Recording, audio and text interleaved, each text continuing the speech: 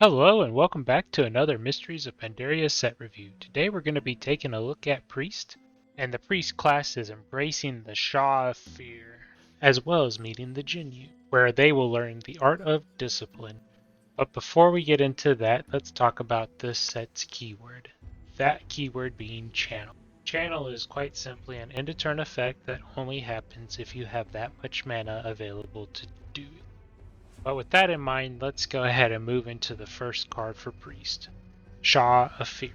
Sha of Fear is a 7 mana 6/6 legendary minion with Battle Cry. Give all of your Sha gain +1/+1 at the end of your turn, whenever they are. The Sha of Fear imbues all of your future Sha with the essence of fear, thus imbuing them with the power to continue growing stronger and stronger as they march forward, laying claim to the board. But the Sha of Fear isn't much by himself, he'll need an army. And thus, several of the other cards introduced in this set will be Sha. And therefore, we'll take a look at the first of the Sha of Fear's minions, the Sha Lurker. The Sha Lurker is a 3 mana 2/2 minion with Battle Cry. Give your Sha Death Rattle, deal 3 damage to a random enemy. This feels pretty familiar, like Shaman's Shadow Suffusion that they got, which didn't see play there, but maybe if you are able to build a board of Sha, this is something that will be a little bit easier, or maybe you're fine with just adding this to already good bodies. The fact that it also comes on a minion, you at least are getting some stats and some presence on the board versus just an effect, which isn't a bad thing, but it's not an exciting thing. But up next we have Sha Channeler. Sha Channeler is a 4 mana 2/2 minion with Battle Cry. Choose a character, all of your Sha, use your hero power on it. And essentially what that means is that if you're in shadow form and you target your opponent's face, and we'll just say you have 3 minions on the board, you'll shoot your opponent in their face for 6 damage. Or you point it at yourself and it's just a regular heal, you're going to heal yourself for 6.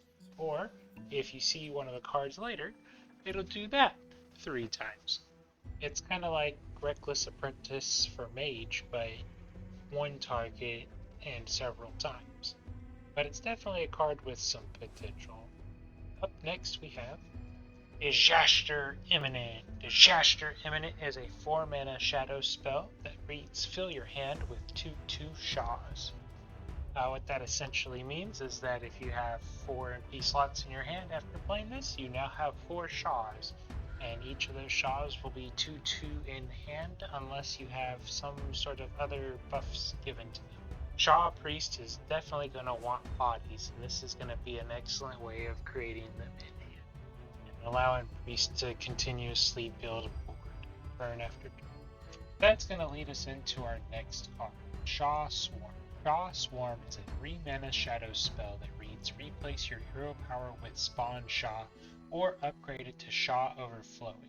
Spawn Sha is a hero power that says summon a 2/2 Sha for 2 mana, and Sha Overwhelming is an upgraded hero power that says summon a 2/2 Sha and add 1 to your hand, making it so that the second cast isn't useless. So this is essentially an upgraded Paladin hero power, but it has the upside of the Sha of Fear's buff being on top of it, or if you have some of the other buffs provided by the other cards in the expansion or in Priest in general.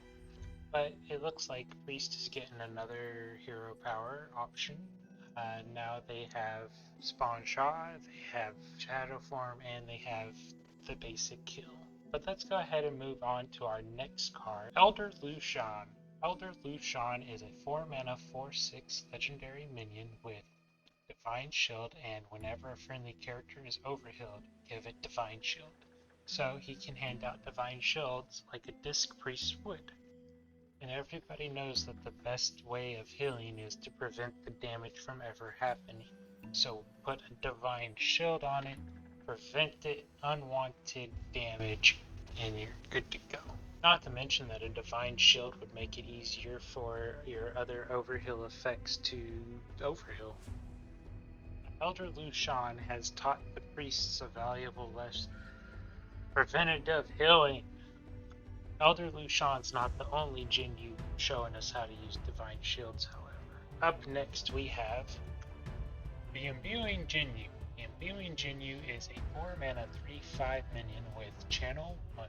Give your minions +1 attack and Divine Shield. So that's effectively giving them +1/+1. A Divine Shield is at least 1 health, period. Right? And how many times have you faced down an unbreakable Divine Shield?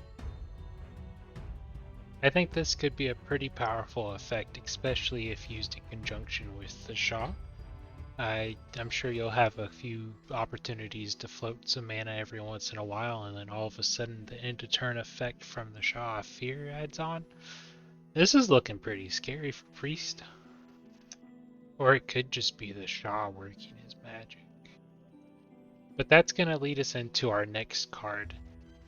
That being Caught in the Undertow. Caught in the Undertow is a 7 mana nature spell with destroy all minions except each player's lowest cost. So you'd be able to maintain your cheapest minion. Maybe you set this up ahead of time with a taunt or some sort of rush that can take out their lowest cost minion. But Priest doesn't really have a lot of rush, so maybe not so much that one. But it wouldn't be a Priest expansion without some sort of odd board removal. And I think Caught in the Undertow fits the bill perfectly there. And that's going to bring us into our another card.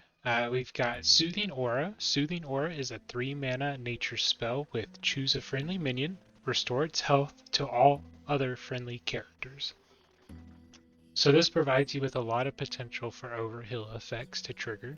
The minion you choose notably won't be healed based off the wording, but all of the other minions would be healed.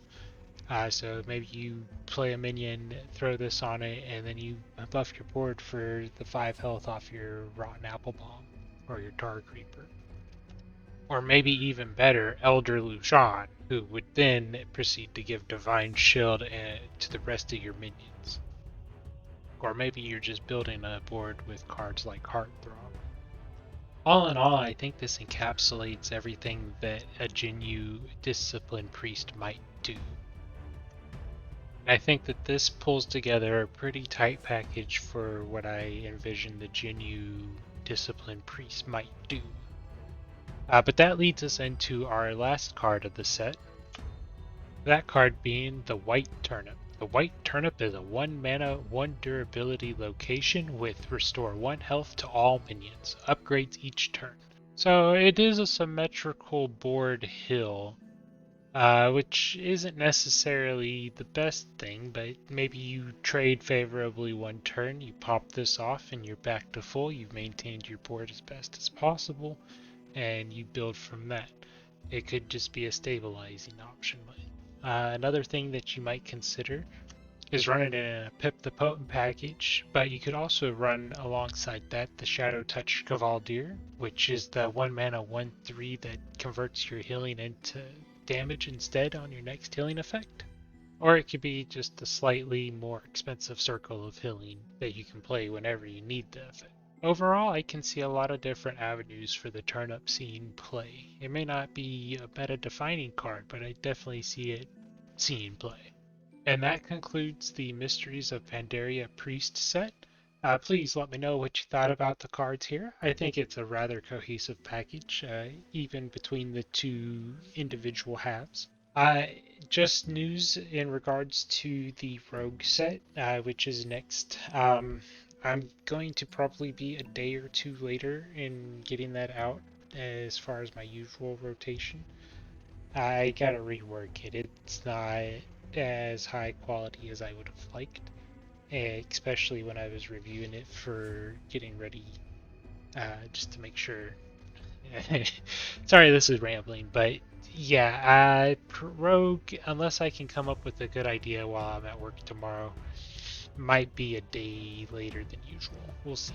But I really appreciate it if you stuck around this long, and I am Ampersand. I hope to see you in my next video. Have a good day.